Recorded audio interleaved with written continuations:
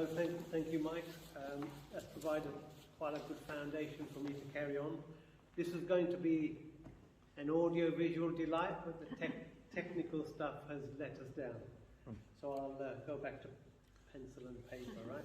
Sorry, please excuse me. Sure. So I'm Dr. Bob Gill. I'm a GP. I'm still a full-time working GP. And the reason I got involved in campaigning for the NHS was, about 10 years ago, a direct threat to the local hospital down the road where most of my patients went. We saw it downgraded from a district general hospital. It lost its A&E department, then it lost its maternity department. And what that meant was people were having to travel further to get care. And they had to compete for bed space. Now what that does, it invariably increases the pressure on resource, and it stops medicine being safe to practice. Because more and more, the decision to discharge someone is not based on are they fit to go home, but do we have a bed for somebody who's sicker? So that happened to one hospital. And then I started to be more aware that this doesn't really add up. And I saw the decline in the services my patients were getting. Some people were sicker being discharged than when I'd sent them into hospital in the first place. And you're shocked to know they're back home. So if that wasn't bad enough, another hospital a few miles down the road, they were threatening to close that A&E. Now at this point, this seemed to be lunacy. This seemed to be deliberately setting up to harm people. And that's when I got involved and started.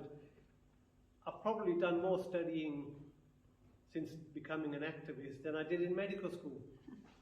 Because none of what the governments were doing, of every complexion, none of it made sense if you believed the rhetoric, if you believed the efficiency argument, if you believed we want to look after the NHS, we all respect the NHS.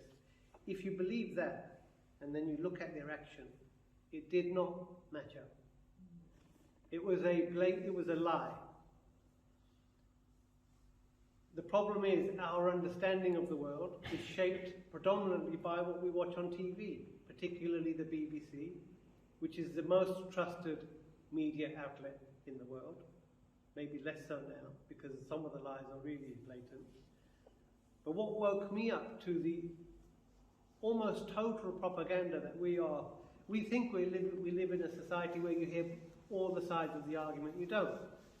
You hear something called the Overton window of debate, which is shaped by, instead of it being a wide range of debate, you get this debate over here, a very narrow spectrum of two parties which are ideologically aligned. They're all neoliberal. And they have this fake argument, oh, I will spend more than you and you're not spending it properly, I'll spend it better. Now, when did I wake up? I accepted this. I used to watch Question Time. I thought, right, they've all been given a hard time. I feel good about our democracy. It's in good health. In 2013, I went up, I think Colin might have gone up with me, to Manchester. It was a Tory party conference. The country's media were there. It was a Sunday. And this was one of Manchester's biggest marches. 50,000 people to raise awareness about what's happening to the NHS. Because we'd just seen the passage of the 2012 Health and Care Act, which I'll come back to.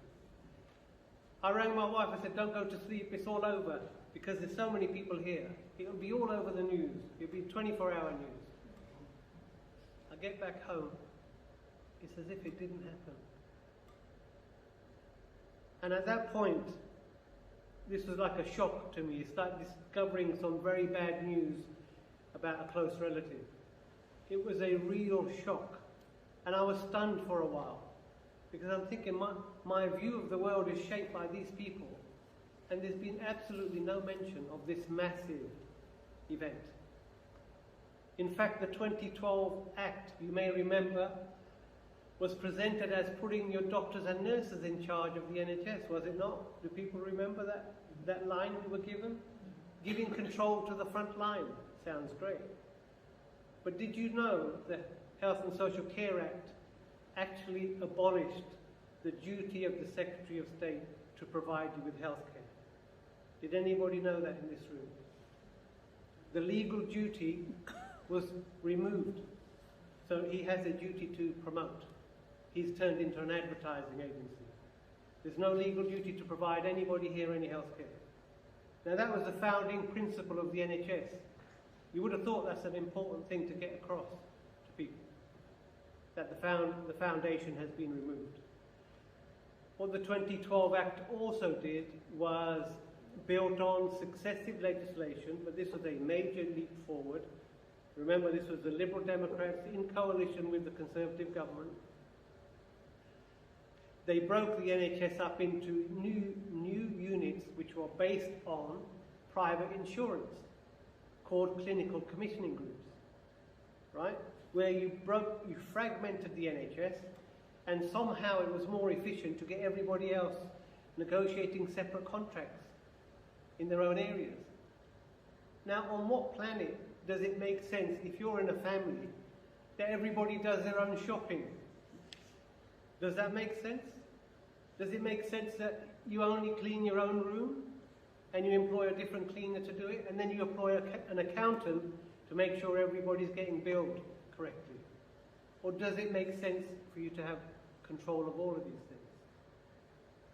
If we're talking economics, there are such things in this world as natural monopolies. Water, which comes through one set of pipes, is a natural monopoly. What do private companies do when they're deregulated?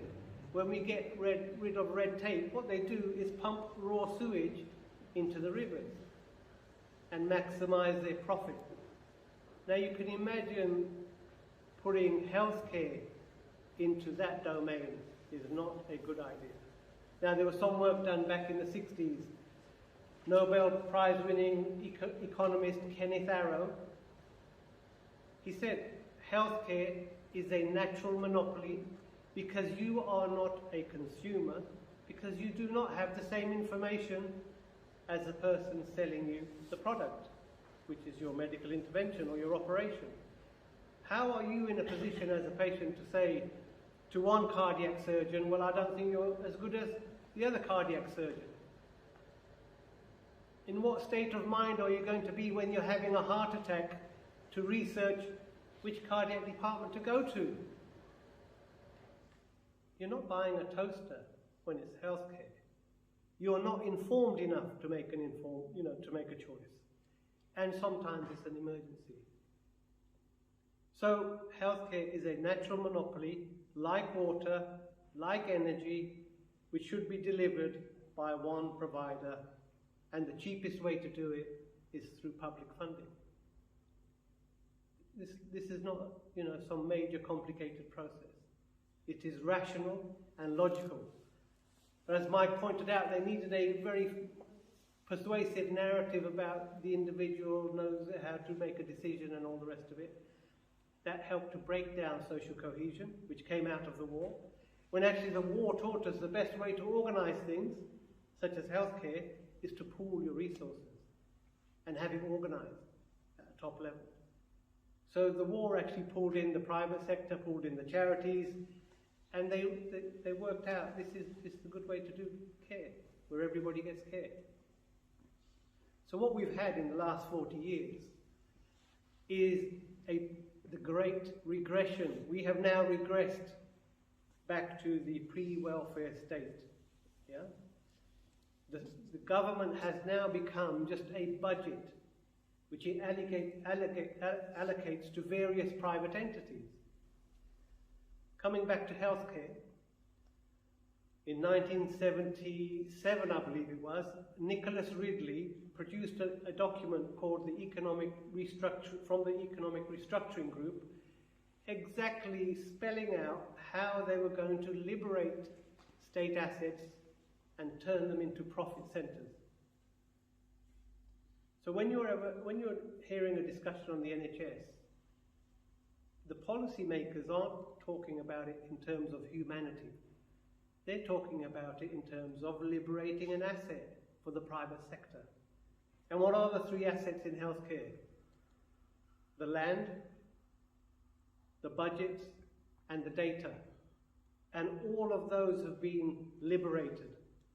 Mental health services were the first to experience this with the mass sale of mental health hospitals, some of them in beautiful locations which would have been a great retreat to get away from the neoliberal stresses of life.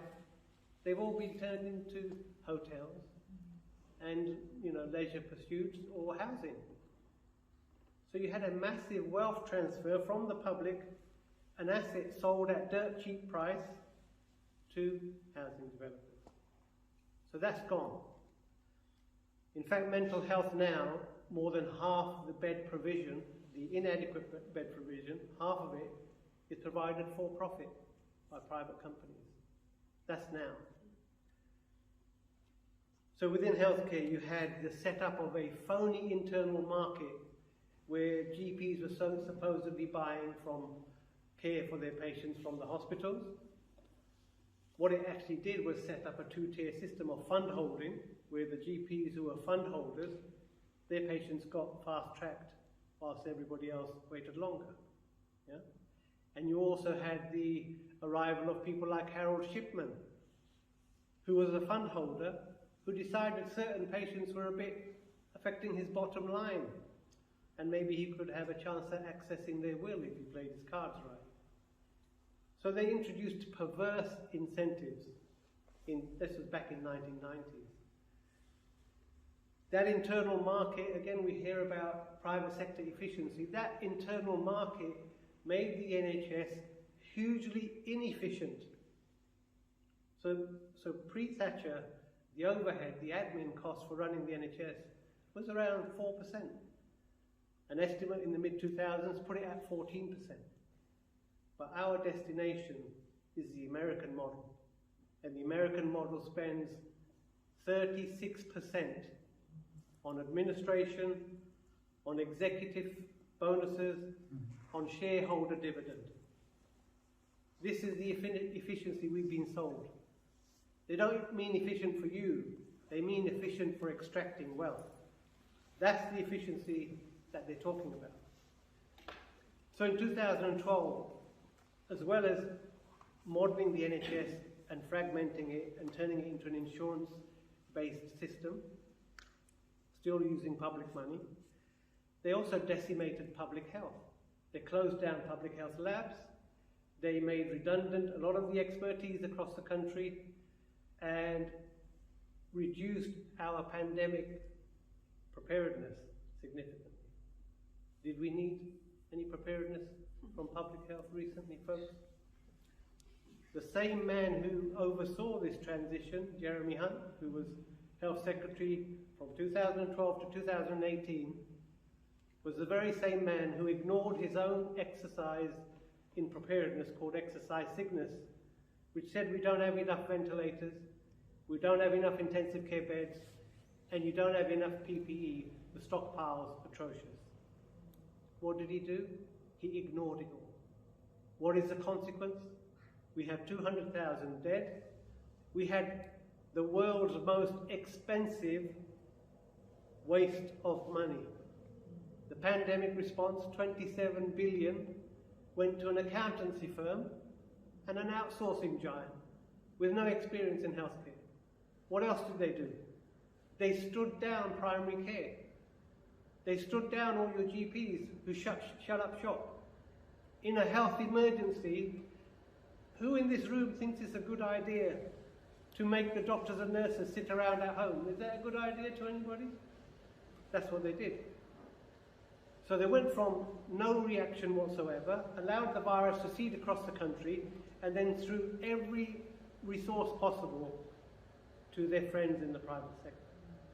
And we're all paying the price for that, right?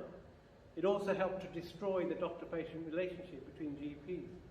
We're still catching up with those very perverse and deliberate decisions the government had made. They would love you to believe that they're all well-intentioned, but it's all incompetence. Well, isn't it strange that all their incompetence benefits a certain group of people 100% of the time? You would have thought an incompetent person 50% of the time might decide to do the right thing, might decide to have a few more hospital beds maybe. Yeah? In fact, through the pandemic, the NHS shrunk further. They closed even more beds. And what did we do? We spent billions bailing out the private hospitals because they would have gone to the wall had the government not bailed them out. So it handicapped what's left of the NHS and it revived the private sector.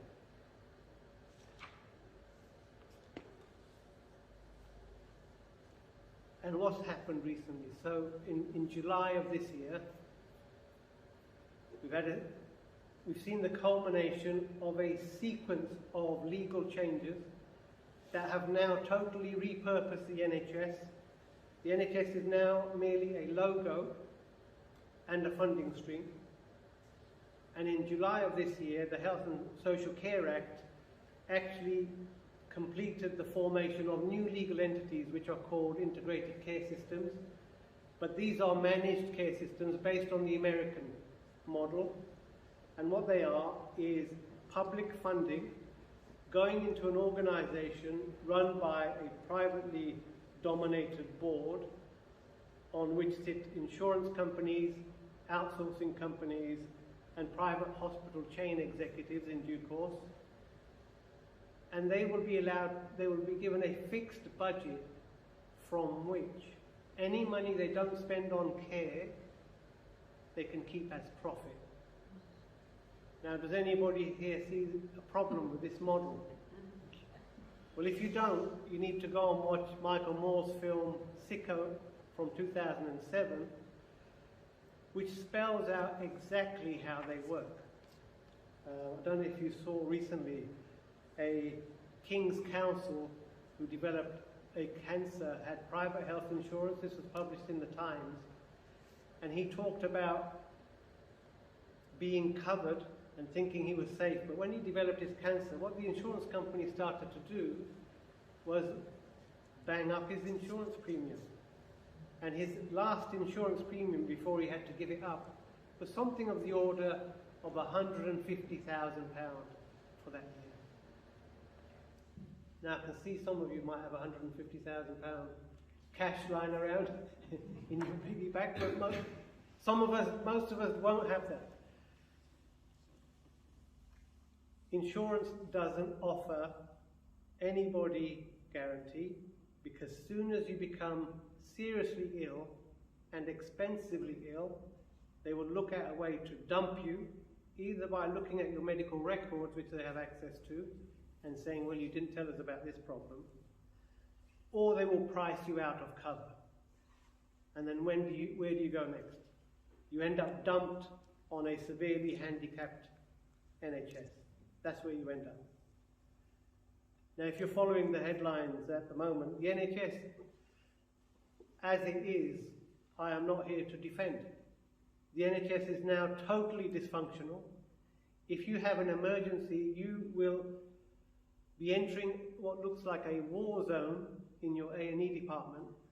If you need to be admitted, in October alone, 44,000 people across the country were waiting 12 hours on a trolley, in a corridor, sat on a chair, lying on the floor, for a hospital bed.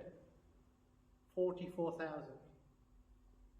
For every 80 people who wait that long, a study has shown there's one preventable death.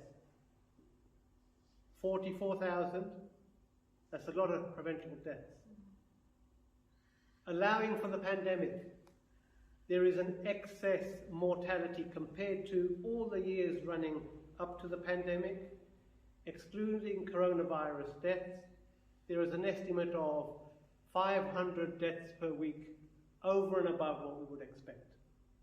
And I put it to you, these are the people who are languishing in A&E departments or have failed to get their diagnosis appropriately because the primary care system has been broken and there are massive delays in getting your diagnosis.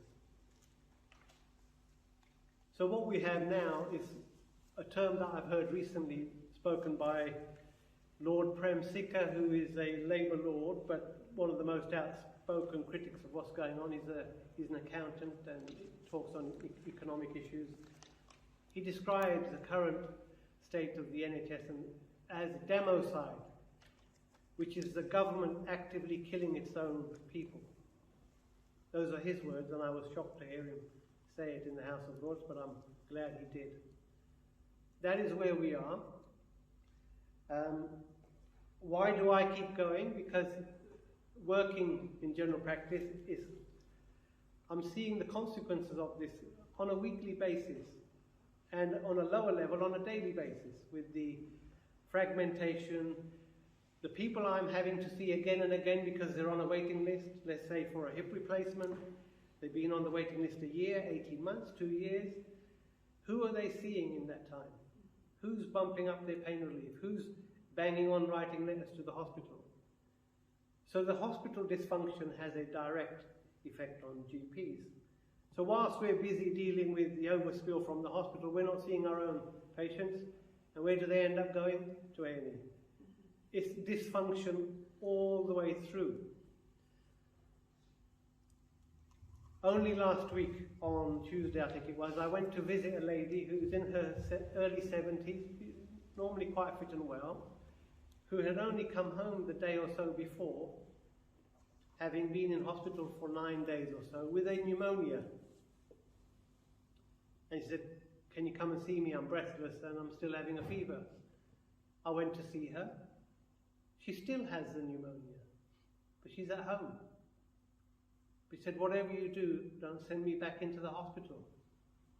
It was atrocious. And what she set out, you know, it's the scene of a horror film, where elderly people are left in their own excrement in the beds. You have one nurse looking after about 20 patients, usually a junior nurse. You've got people screaming out in pain. I said, "Look, I don't think you're safe to stay at home. You need intravenous treatment. Your pneumonia is still there. You're still having a fever." She said, "I'd rather take my chances. Can you please give me some treatment at home?" I'm not happy with that. That puts an additional responsibility on me, right? But I'm having to live on a daily basis with this totally dystopian picture we are in now, which interestingly does not get covered on the news. Only last night. Did anybody watch ITV 10 o'clock news last night? No? It's the one night we didn't watch it. We watch it every day. We watch it every day. every Last night. night. I tell you what was on the news. Bed blockers. Oh, yeah. It's your fault. Yeah? This scapegoating. This is the only way they can do this, is to have total media collusion where there's no explanation, there's no discussion about how the bed capacity has dropped by 30,000 in the last decade. The problem is the bed blockers. Why are there bed blockers? Why aren't there nursing homes with beds free? Because they've turned social care into a business, and you've got private equity firms who come in, buy up a chain, downskill the staff, high turnover of staff, poor care, people get disillusioned, things go wrong. So the social care is on its knees, and to compound that, what was already a bad situation, they imposed the lunacy of insisting that even if you'd had COVID, the infection, which gives you natural immunity, unless you were coerced into having a vaccine, you wouldn't be allowed to work in the nursing home. Now this is crazy stuff now. This is where people should be alarmed, that why is a government insisting on giving you a vaccine which gives you less protection than the natural infection? It's almost as if they're deliberately creating a collapse of society. I'll drift off into something slightly different, which is interest rates. Why does it make sense to control inflation, to raise everybody's interest rates so people default on their mortgage and become homeless? Can somebody give me an argument for the rise in interest rates at the moment? There isn't one. It's just accepted. The only people that are going to gain out of interest rates are the banks. I just want to explain quantitative easing. You know, they keep saying we haven't got money, we've got to balance the books. Well, what happened in 2008 when the banks needed 600 billion bailout? Where did that money come from? Taxpayer. Sorry? Taxpayer. No, it didn't. They created it digitally. We didn't pay. Did you pay 600 billion in 2008? Yeah, of course, I was on. They created it. They type in a few numbers on the Bank of England's spreadsheet, transfer that money to private banks so that the private banks remained afloat. But then the private banks lend us that money at interest.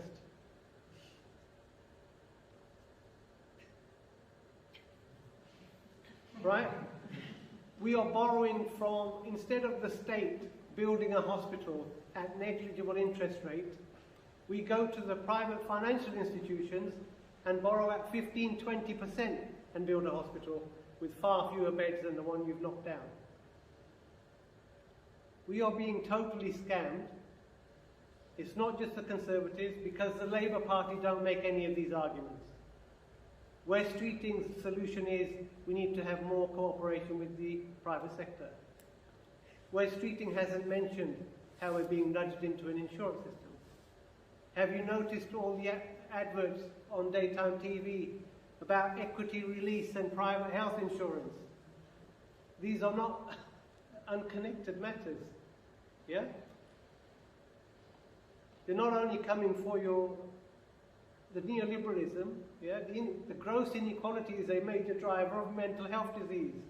Did you know that back in the 70s, the proportion of the gross domestic product that went in wages was 65%. 65% of the country's economic activity went in wages. When they trashed union power, now it's 50% of the economy goes in wages. Where is that rest of that money going? It's going to Panama. It's hiding offshore.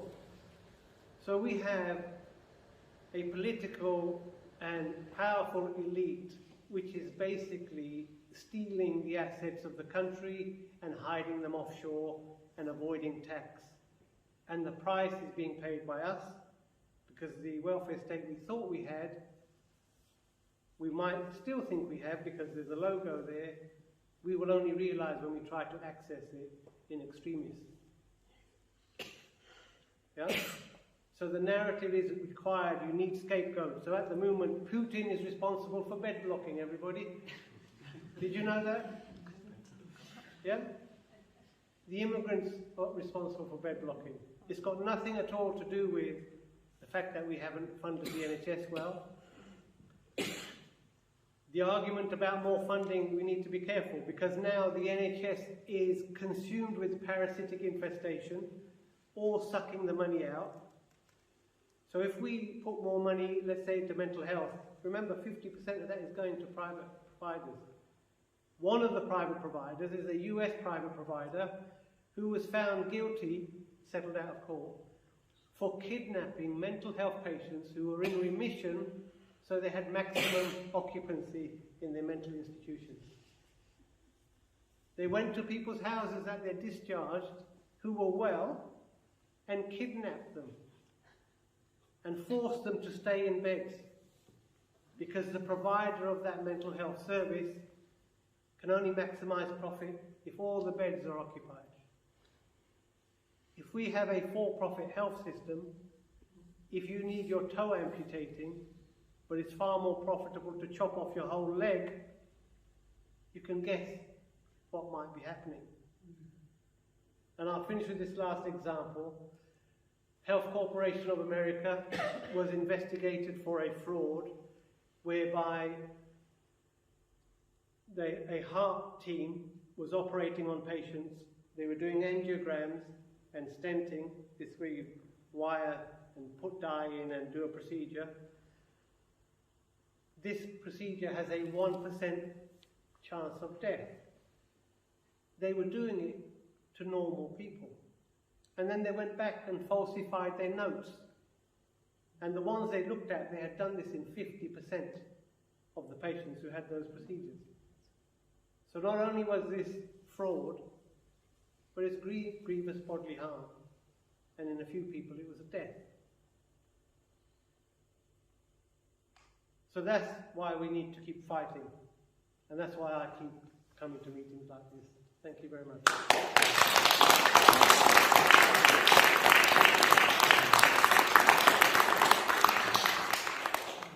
Right, that probably hasn't cheered everybody up, but the only thing I would say is I'm so pleased people are here. I'm so pleased that our two speakers could put things so clearly, because really, unless we know what is happening, how on earth can we get it right? Somebody asked me why I didn't invite our MP and the others. They weren't not invited, but I wasn't going to specifically invite them. I have no faith in any of our political parties at the moment, but I have faith in people. British people, time and time again, throughout history, have fought and won the rights that we now will enjoy. And we can do that again, and we must do that again, because I think they've said enough for you to know why. Can we allow this to continue? To be honest, it is state-sponsored murder. If you or I went out and killed somebody, what would happen? They go out, kill tons of people, and they win awards, they get bonuses and things. It's just obscene, and we have to fight this. But the only way to fight it is, first of all, to find out what is happening, which is what we've done today. And we need to all repeat this. We need to go and we need to tell people, and we need to raise awareness. And we just need to talk to anybody, even if they don't want to listen, talk to them. Just try and get the message out there. And thank you, everybody. We're going to have a short break and tea, coffee, if there's any biscuits left. And then we'll just come back and we'll have a short Q&A session. Okay, thanks.